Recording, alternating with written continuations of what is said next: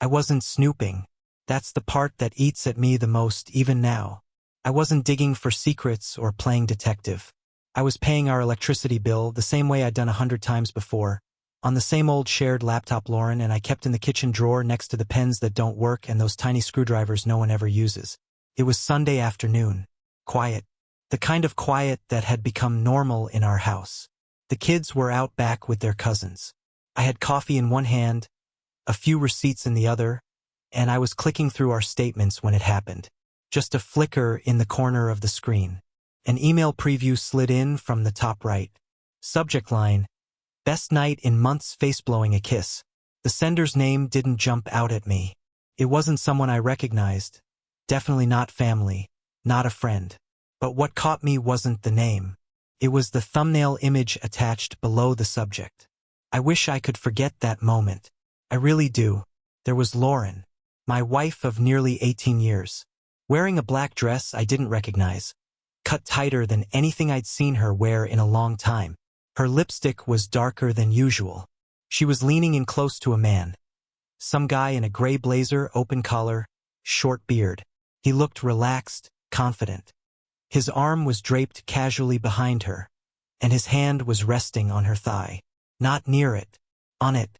She was smiling. He was grinning. They looked good together. That was the worst part.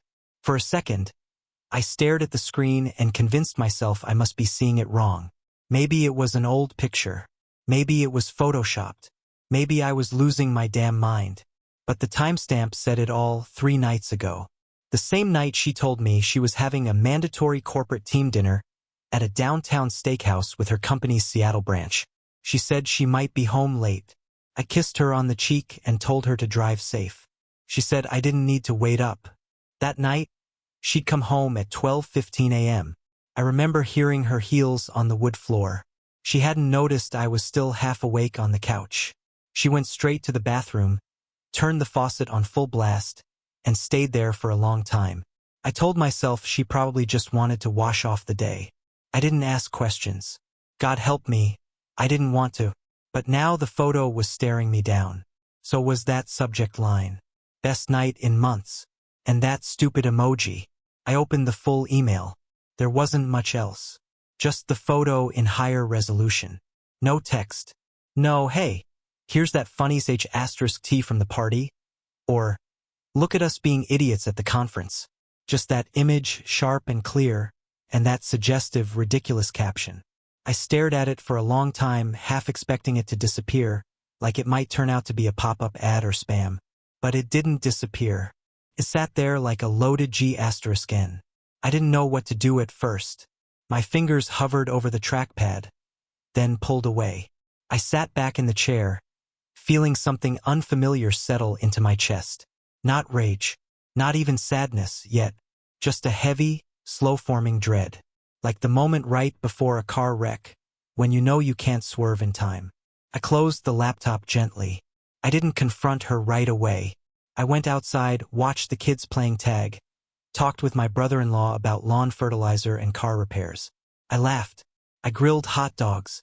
I smiled at my daughter Ellie when she handed me a drawing of a 3-legged horse she named Sprinkles. I even kissed Lauren when she handed me a cold drink. She was wearing those blue sunglasses I bought her for our anniversary last year. The ones she pretended to hate but secretly wore all the time. That made me feel sick. It wasn't until that night, when the kids were in bed and the house had that late evening quiet to it, that I finally brought it up. We were folding laundry in the bedroom. I'd been trying to act normal, but I couldn't anymore. My hands were shaking. I held up the laptop and turned the screen toward her. Her reaction? A blink. Just one. Oh, that? She said after maybe 3 seconds too long. That was from the dinner with the Seattle team. Someone must have sent it around. No big deal. No big deal. Her words. She smiled like it was nothing, like I just asked about a parking ticket. Who is that? I asked, keeping my voice low. She shrugged. That's Marcus. He's new. From the marketing division. We were all sitting close, small table. It's just the angle, Jake. Don't read into it. I wanted to believe her. God, I wanted to. But I knew my wife. Or at least I thought I did. I knew how she smiled when she was really happy, and how she fake smiled when she was cornered. This was the latter. Her laugh was a beat off. Her tone? A little too casual. A little too rehearsed. She didn't ask why I was looking at her emails, didn't act surprised or offended. It was like she'd been waiting for this. I nodded slowly, said, "Okay," and that was it. She kept folding socks. I sat there staring at her, trying to find the woman I married underneath the stranger in that photo. That night, I lay awake for hours, staring at the ceiling fan and wondering how many other corporate events had ended with some guy's hand on her leg. She had an answer ready. That's what scared me the most. It's strange, looking back now, how easy it was to lie to myself. Not her lies, mine. The moment I saw that photo, something cracked open in me. Not just because of what it showed, but because deep down it wasn't shocking. Not really. I wanted it to be, but it wasn't. It was more like the final piece to a puzzle I'd been pretending didn't exist. One I'd been rearranging in my head for months, maybe longer. Things with Lauren had been off, subtle at first, but persistent. I remember when I first noticed it. She started staying late at work, something she hadn't done much before. At first, she explained it away easily. Client presentation ran over, or we're onboarding someone new, or Seattle's a mess and keeps dumping extra work on me. Reasonable things. She worked in marketing, after all. Stuff happens. I nodded, told her to take care of herself, even offered to bring her dinner once or twice. She always said no. "Don't worry, babe. I'll grab something." Then came the calendar changes. Lauren was obsessive about her Google Calendar. Color-coded blocks for everything, meetings, appointments, even what days she wanted to water the plants or meal prep. But then, every few days I'd see new entries pop up. Ones labeled vaguely, dinner out, or meeting offsite. She stopped mentioning them. I had to ask. And every time I did, she had some quick explanation. Just drinks with the team. Or, "Oh, that's for a new pitch we're working on. I told you about it." She hadn't. I told myself it was stress. She'd been in the same position for years without a real promotion. Maybe she was trying to push harder. I told myself it was ambition. Maybe she was finally stepping out of the comfort zone. Good for her, right? I ignored how short she'd gotten with me. How we went from chatting about our days over dinner to her sitting silently, scrolling through her phone, eyes locked in, thumbs moving fast. I'd ask a question, and she'd blink like I interrupted something important. "Sorry, what?" she'd say, and then barely listen to the answer. I told myself I was being needy. I remember one morning, this was maybe 6 weeks before the photo. I walked into the bathroom just as she was stepping out of the shower. Nothing unusual. We'd never had weird boundaries about that. But this time, she jumped, literally startled, and grabbed her phone off the counter. Held it against her towel like I was going to grab it and scroll through. I didn't say anything. I smiled, kissed her cheek, and backed out. But that moment haunted me. Later that day, I casually mentioned it, asked what was so important on her phone. She said it was a client she forgot to respond to. But her eyes never met mine. And then there were the calls. They used to be short and efficient, classic Lauren. But sometime around midwinter, I started noticing a different tone. Softer, sometimes playful. She'd take calls outside, in her car, even if we were home alone. I asked once, just once, who she was talking to. She said it was someone from the Seattle office. "New guy named Marcus," she added. "He's still getting up to speed. Kind of needy." That name stuck with me. I didn't know him, never met him, but I started hearing his name more often. He was the reason she was working late, the reason she was traveling more, the reason she was stressed. Always Marcus, and always said with just enough annoyance to sound believable. Then came the conferences. That was the biggest shift.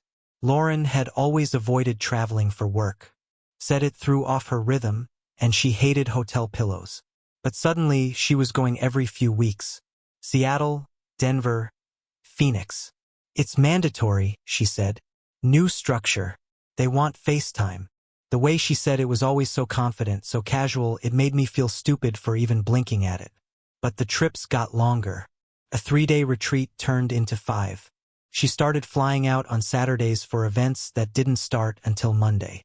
Once, she missed Ellie's school play because she said her flight was canceled. But later I saw a weather report, clear skies in both cities. I didn't confront her. I swallowed it.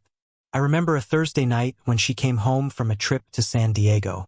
I'd cleaned the whole house, made dinner, even left a note on her pillow saying, "Welcome home." I waited up like a puppy. When she walked in, she looked exhausted, but not in the way I expected. Not worn down, just blank. She barely smiled.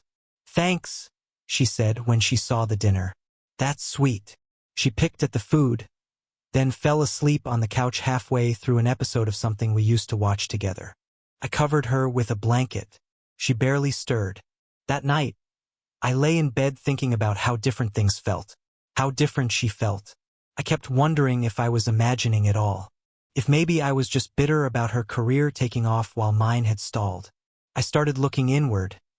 Maybe I hadn't been as attentive. Maybe I'd let the spark die. I convinced myself she was just drifting, and I wasn't doing enough to pull her back. I even booked a weekend getaway for us. Left the kids with my sister, made reservations at a place we used to love before we had Zach. Lauren smiled when I told her, said it sounded perfect.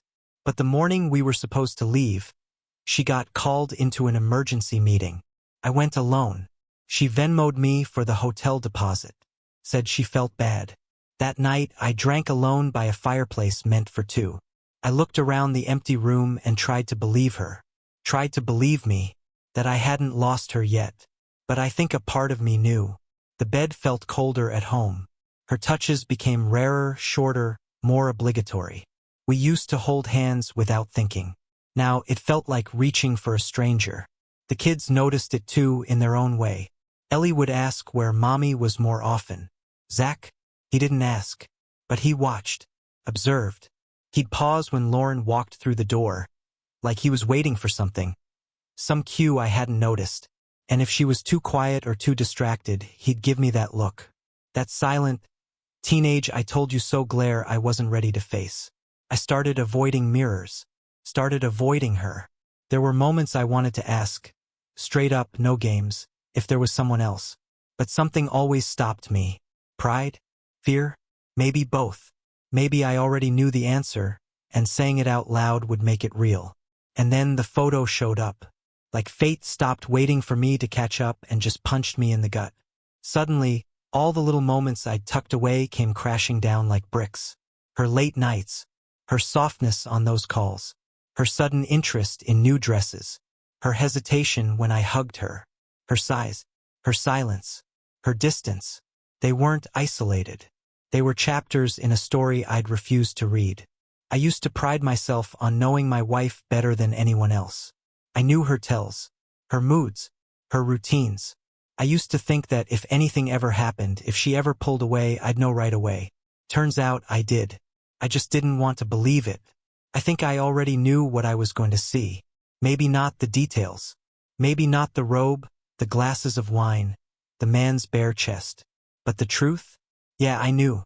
It had been circling me for weeks, months, even like a slow-moving storm that finally touched down.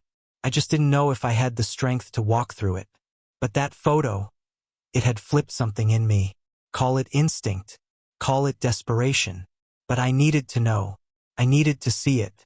So when Lauren told me she'd be heading to Phoenix for a 4-day corporate retreat, I didn't ask questions. I told her to have a good trip, kissed her goodbye, and waved from the porch like a supportive husband. I even packed her favorite snack mix into her suitcase without telling her, because some dumb part of me still wanted to believe I'd misread everything. I waited until her flight status updated. Then I called my mom and asked if the kids could stay with her through the weekend. I told her Lauren's trip got extended and I had some work things to catch up on. She didn't ask questions. Just said yes in that warm, maternal tone she always uses when she can tell something's wrong but knows better than to press. I booked the next flight out.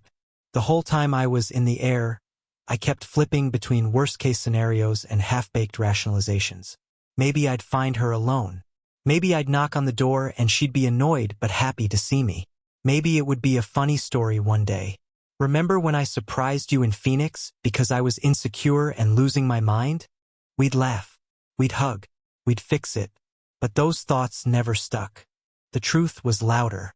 By the time I landed, my hands were already shaking. The hotel was in downtown Phoenix. Boutique. Modern. One of those places with moody lighting and cucumber water in the lobby.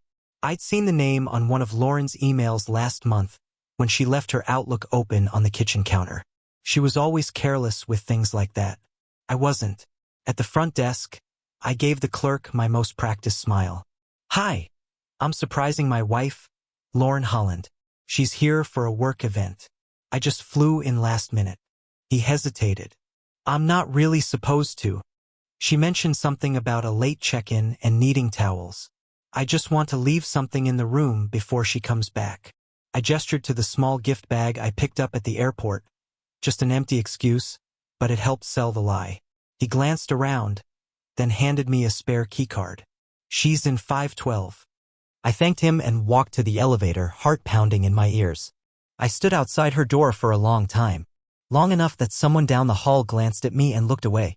Long enough for doubt to whisper, you could still walk away from this. Go home. Pretend you never flew out here. But I couldn't.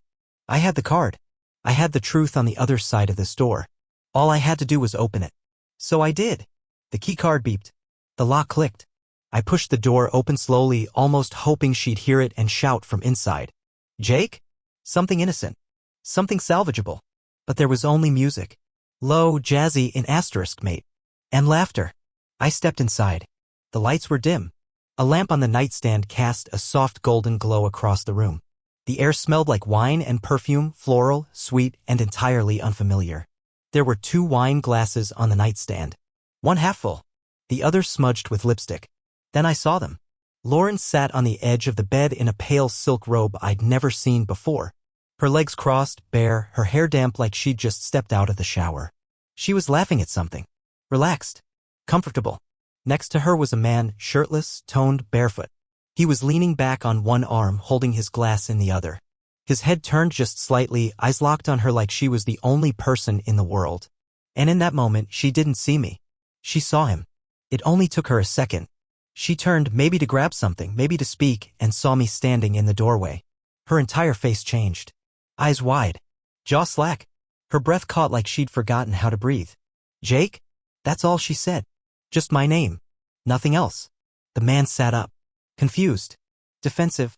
He didn't say anything. Didn't need to. I didn't yell. I didn't scream. I didn't throw anything. I just stared. I took in every detail. The room. The bed. Her robe. His chest. The music. The way her hand instinctively reached to close her robe tighter around herself as if modesty mattered now. And then I turned around and walked out. No one stopped me. I walked down the hallway slowly as if I were sleepwalking. I passed a mirror near the elevator and didn't recognize the man staring back.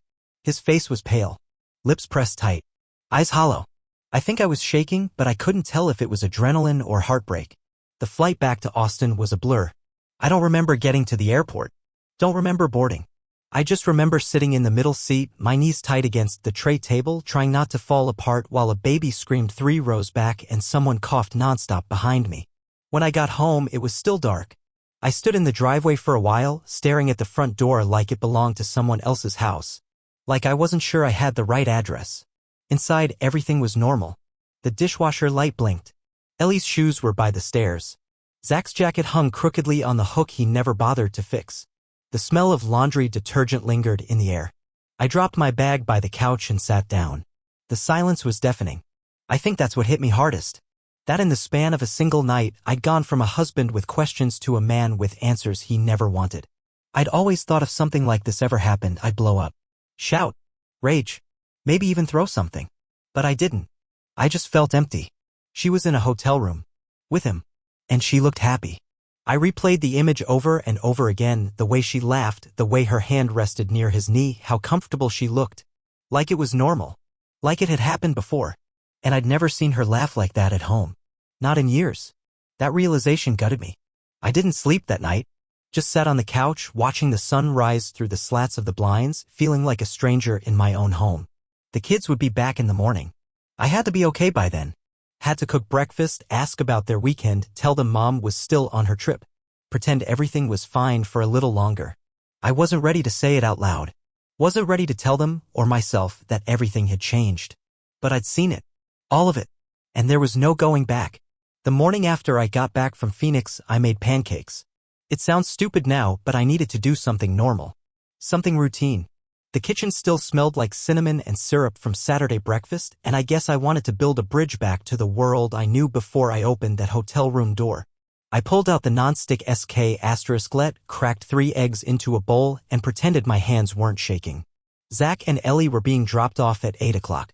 My mom texted to say they had a good weekend. Ellie made a fairy house in the backyard and Zach had helped her paint it. She didn't ask questions. She never did.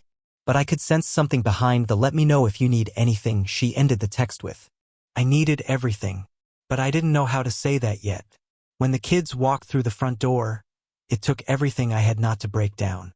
Ellie was carrying a plastic container filled with glitter, rocks, and twigs. "Daddy, look. I made a fairy garden and Pawpaw says if I leave it out tonight, real ones might come." I knelt beside her, grinning like my chest wasn't caving in. "That's incredible, baby. You think we should put it near the rose bushes?" She nodded so hard her ponytail bounced. "Yes, fairies like flowers." Zach walked in behind her, earbuds in, phone in hand, the same guarded look he always wore lately. "Hey," he said, nodding. "Hey, bud." I stood up. "You want some pancakes?" He hesitated. "Mom back yet?" The question hit me like a slap. "No," I said, forcing a smile. "Still in Phoenix. Work stuff ran long." He didn't nod, didn't frown either, just looked at me for a second too long. I could tell he was processing, filing something away in that silent, calculating mind of his. Then he slipped past me into the kitchen. "Yeah, sure. Pancakes are fine." We ate together, the 3 of us, the air thick with unspoken things. Ellie talked nonstop as usual, about fairies, about how Grandma let her eat marshmallows before dinner, about a boy named Carson who kissed the back of her hand and now she was maybe engaged. She was sunshine and chaos and noise. I clung to it. Zach was the opposite. Quiet, observant. He picked at his food more than he ate it, and I caught him glancing at me more than once, like he was looking for cracks in the surface. After breakfast, I cleaned the kitchen while they went upstairs. Ellie wanted to show Zach something on her tablet. I heard her giggling. I heard Zach say, "That's dumb," and then laugh too. It was the sound of life continuing. A world still spinning. Meanwhile, I stood by the sink gripping the counter, my head low, wondering how long I could keep pretending. Lauren hadn't texted, hadn't called, nothing. Her suitcase was still in Phoenix. Her car was at the airport. I didn't know if she'd left with him, or if she was hiding out somewhere figuring out what the hell to say to me. The silence from her was loud enough to fill every corner of the house. I checked my phone more times than I want to admit. Every time it buzzed, my pulse jumped. But it was never her. That night I read to Ellie in bed. She picked her favorite story, one about a dragon with anxiety who made soup for sad animals. Halfway through, she looked up and whispered, "When's Mommy coming back?" My throat tightened. I reached out and brushed her hair back. "Soon, sweetheart. She's just busy with work." Ellie nodded slowly. "You should tell her about the fairies." "I will," I said. "Promise." She believed me. Of course she did. She was 9. The world still worked the way you hoped it would. I kissed her forehead and tucked the blankets tight around her. Like maybe I could keep the truth out if I just bundled her up enough. When I stepped into the hallway, Zach was standing there. No earbuds. No phone. Just him, arms crossed, eyes narrowed. "That true?" "What?" "That she's coming back."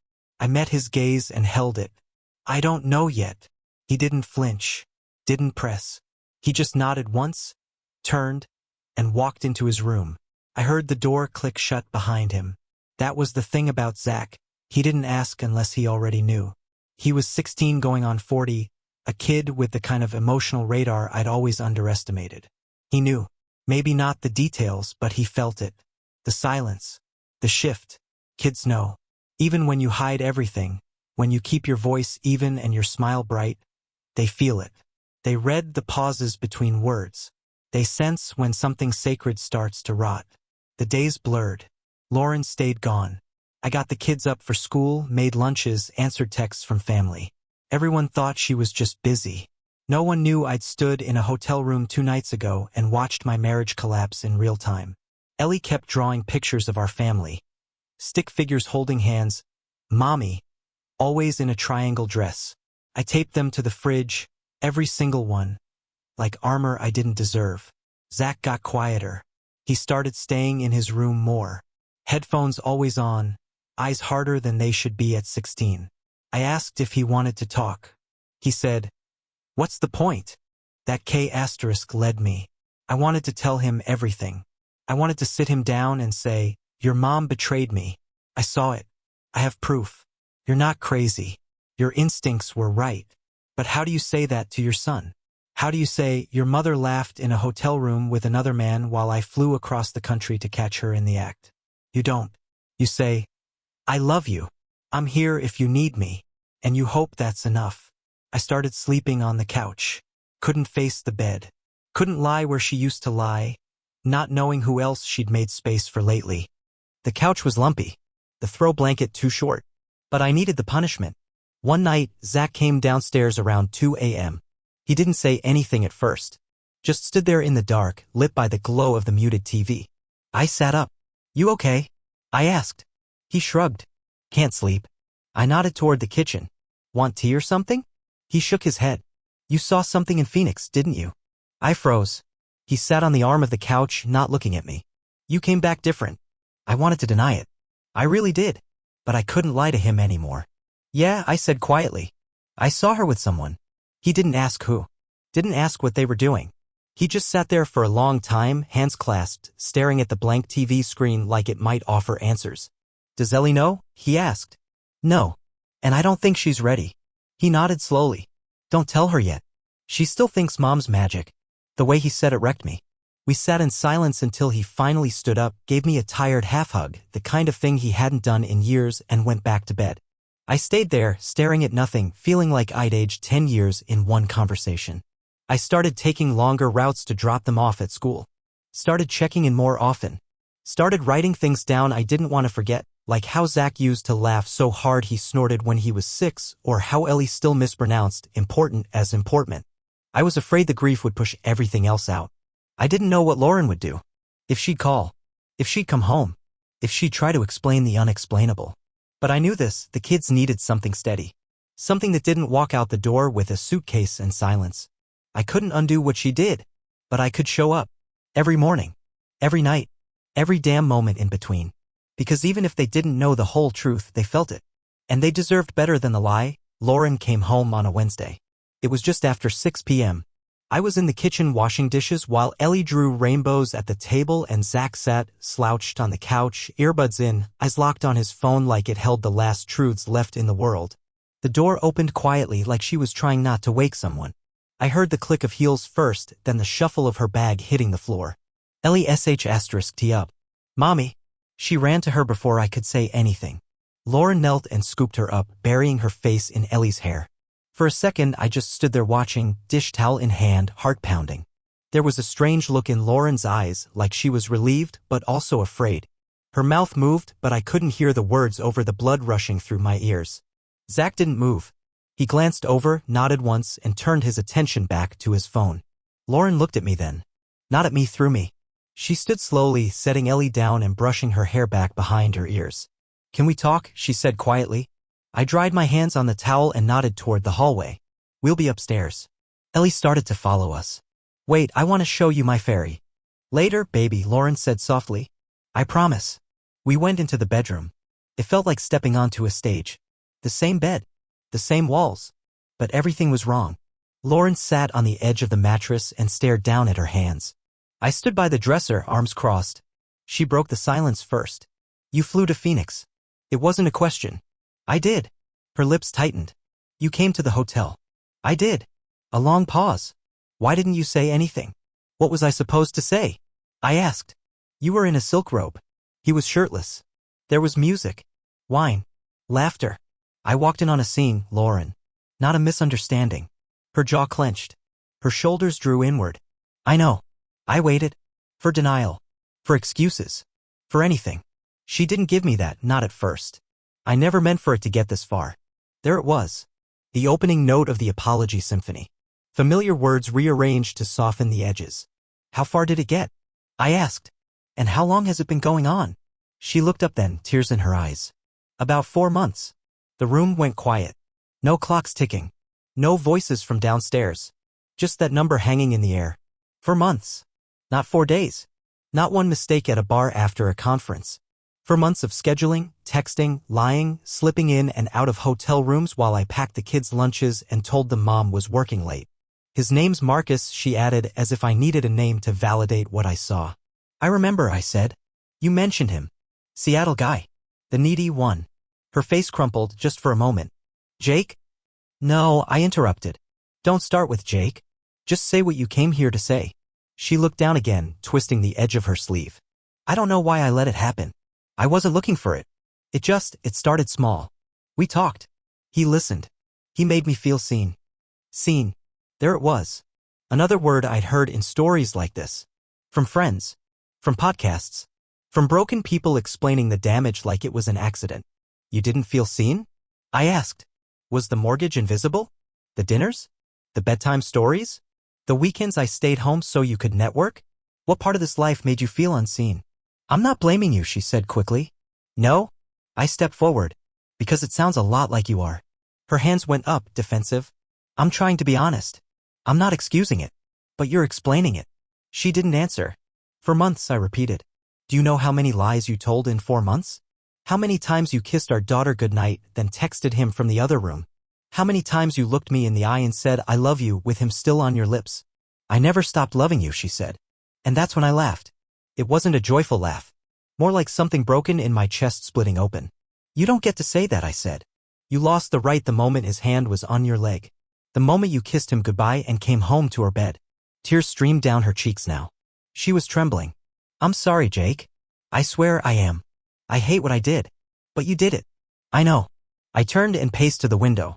Stared out at the street where Ellie used to ride her scooter in crooked circles where Zach once fell and split his lip. This was supposed to be our forever street. Our safe space. Now it felt poisoned. I don't want to break our family, she said behind me. You already did. I can stop seeing him. It's over. I told him. I want to fix this. I turned slowly. Fix? She nodded desperately. I'll go to therapy. We can go together. I'll do whatever it takes. I studied her for a long moment. This was the woman I married. The mother of my kids. The woman who used to write me notes and hide them in my lunchbox. And now she was a stranger I didn't recognize. You made a choice, I said quietly. Over and over again. I was right here. And you chose him. It wasn't about S**X, she said, voice cracking. I don't care if it was poetry readings and candlelit Scrabble. You betrayed me. The rest is just details. She stood up slowly, wiped her cheeks. Do you want me to leave? The question hit hard. I didn't answer right away. Part of me wanted to say yes, to pack her bag and send her out like in the movies. Slam the door. Let rage carry me through it. But there were kids downstairs. Homework on the counter. A fairy garden in the yard. We'll figure that out tomorrow, I said. Tonight, you'll sleep in the guest room. She nodded like she expected that. She walked toward the door, hand on the knob. Jake? I didn't answer. I'm so sorry. And then she left. I sat on the bed for a long time. The sheets still smelled like her shampoo. I hated that I noticed. Later that night, I walked through the house turning off lights. Ellie was asleep, curled under a blanket of stuffed animals. I kissed her forehead. Zach's door was cracked. I peeked in. He was sitting at his desk, phone face down, eyes staring out the window. He looked at me. So she admitted it? I nodded. He didn't say anything. Just looked back out at the night. What do you need? I asked softly. He shrugged. Nothing. But that was a lie. We both knew it. We just didn't know how to name the thing we'd lost. Zach never asked for details. He didn't need them. After Lauren admitted everything, he barely spoke to her. No yelling. No accusations. Just distance. A kind of silence that hurt more than anger ever could. That night, after Ellie went to bed, Zach came and sat beside me on the porch. He didn't say anything for a long time. Just stared out into the dark like he was watching something far away. I knew, he said eventually. Not exactly. But I felt it. I nodded. Me too. He didn't cry. Didn't flinch. But his voice cracked just once when he said, I don't think I can ever look at her the same. And I didn't have an answer for that. Just a hand on his shoulder. He had grown older in days. There was no childhood left in his eyes. A month later, Lauren moved into a small apartment across town. The papers were signed quietly without drama. She cried. I didn't. Ellie still asked why mommy wasn't coming home. I told her sometimes grown-ups grow apart, but it doesn't mean they love their kids any less. Zach didn't say anything. He didn't hug Lauren when she left. The house got quiet. Emptier. But not in a painful way, more like a wound that had stopped bleeding. I started cooking more.